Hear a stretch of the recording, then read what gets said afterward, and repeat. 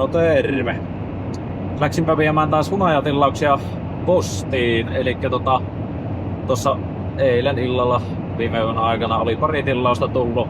Edelleen kuitenkin päivittäin hunajatilauksia verkkokauppaan saapuu.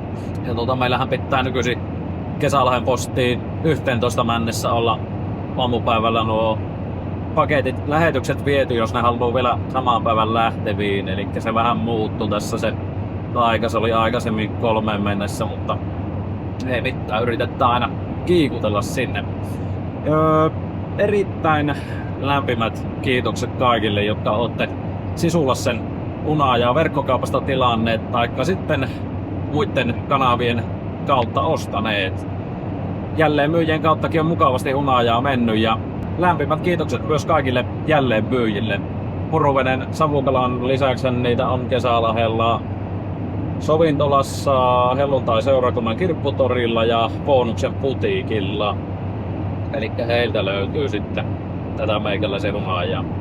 Hunajaa tosiaankin vielä on. Ja se on nyt vielä sellaista juoksevaa, kirkasta juoksevaa. Ei ole lähtenyt hyvin vielä kitteytymään. Ainakaan nyt nämä erät, mitä on tässä viimeisenä ollut pakattavina. Tietenkin kun on monelta mehiläispesältä ja tarhalta hunajaa, niin niissä voi olla vähän eri kukista, niin sitten ne on noissa 25-30 kiloa saaveissa, niin se voi olla, että jotkut on saattanutkin lähteä. En ole kaikkia vielä availu ja kattonut, mutta siitäpä se hommat roiluttaa eteenpäin. Eli nyt jos vielä haluatte sitä juoksevaa kirkasta hunajaa, niin käykää verkkokaupan kautta ostamassa tai jälleen myyjiltä. Meikäläisen hunajiahan ei ole sit sen kummemmin suodatettu, eli ne on vaan sellaisen karkeen metallisiivilän läpi laskettu linkouksen jälkeen, johon nyt sit suurimmat vahamurut jää ja näin. Eli niissä voi olla siis ihan tämmöstä näkyvääkin siitepöly, perkamuruusia taikka pieniä vahamuruusia. Etenkin nyt kun tuo hunaja on tuollaista kirkasta, niin saattaa jopa olla ihan näkyvissä. Eli on halunnut, että se hunaja olisi sellaista mahdollisimman aitoa. Kaikki mitä siellä purkissa on ihan täysin syötävää. Eli sitä on aika paljon kysytty jo aikaisemmin, että suodatatko sie sitä, ja pitäisi olla semmoista mahdollisimman vähän suodatettua ja käsittelemätöntä hunajaa, niin se on nyt kyllä melkein silleen kun vaan lingosta ulos tullut, niin semmosenaan se hunaja. Suurimmat vahamurut tosiaan vaan siihen karkeeseen metallisiivilään otetaan talteen.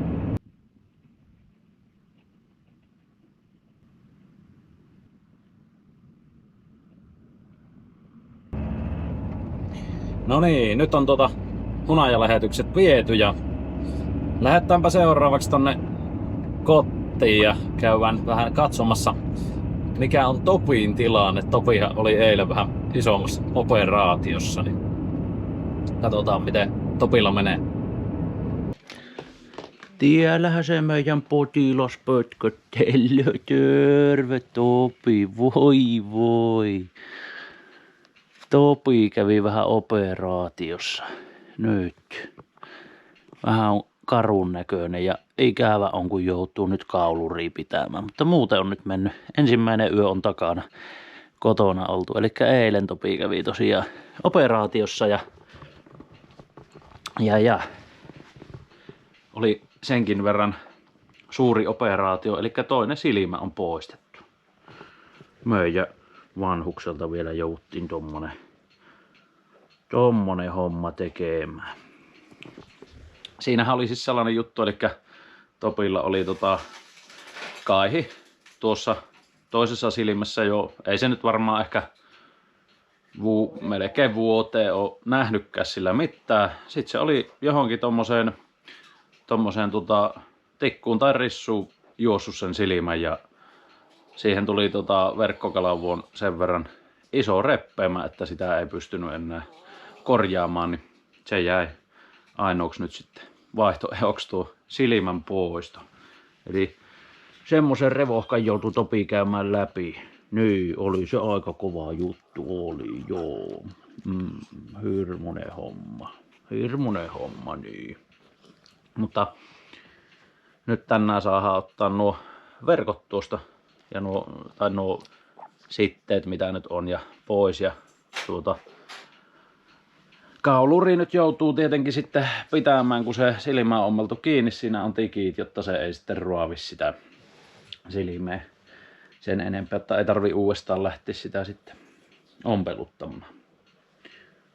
Mutta siinä nyt on sitten Topilla vielä tämmönen homma.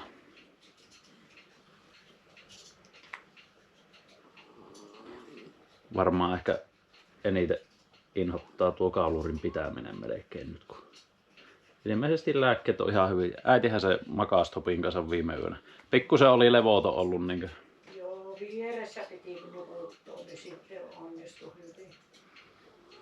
Vierimakkuja, niin sitten onnistui. Vähän pelotti. Topi. Kyllä. Joo, tosiaan Topi on jo 13,5-vuotinen, mutta kuitenkin on vielä silleen ihan virkeä ja nauttii elämästä. Niin... Sydän kunnossa ja keuhkot kunnossa. Joo, sydän ja keuhkot on kaikki kunnossa ja lääkäri sanoo, että kun muuten terve, niin toipuu kyllä hyvin tämmöisestäkin operaatiosta. Ja nyt tosta kyllä saanut viestiäkin, että hyvin monilla on ollut samantyyppisiä juttuja, että on jouduttu silmä poistamaan ja ihan hyvin se koira on sitten sen jälkeen pärjännyt. Sattuuhan niitä ihmisillekin ja hyvin yhdellä silmällä pärjää. Minkäs tähän nyt meidän Topso ei pärjäisi? Niin, siitä se lähtee, kunhan saadaan simmu toipumaan. Sitten lähtee kaulurit pois, niin kyyti on kovaa sitten vielä. Niin, nyt on pikkusen kärsimystä tässä. Pari viikkoa vielä. Tikin poistoa asti. Mut semmonen on tosiaan Topin tilanne. Niin. Joo, siellä aamulenkit kävi tekemässä. Kaikki hyvin. Lääkkeiden syöttäminen on Topille vähän vaikeaa. Se on nimittäin, siis ylipäätään, se on niin tarkka kyllä noista ruuista.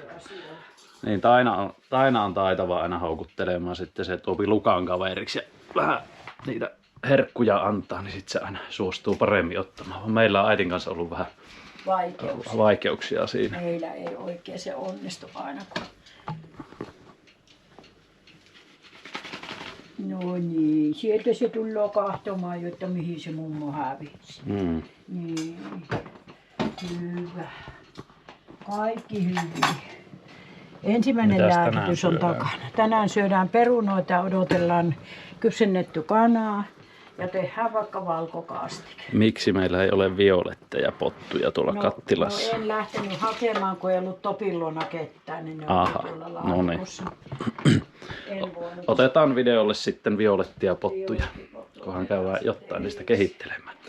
Mutta tämmöiset uutiset nyt tähän väliin ja Topin terveiset. Niin seurataan tilannetta. Kiitoksia videon katselusta. Pistäkää peukkua, jos tykkäsitte. Palataan taas. Ei kun morjens.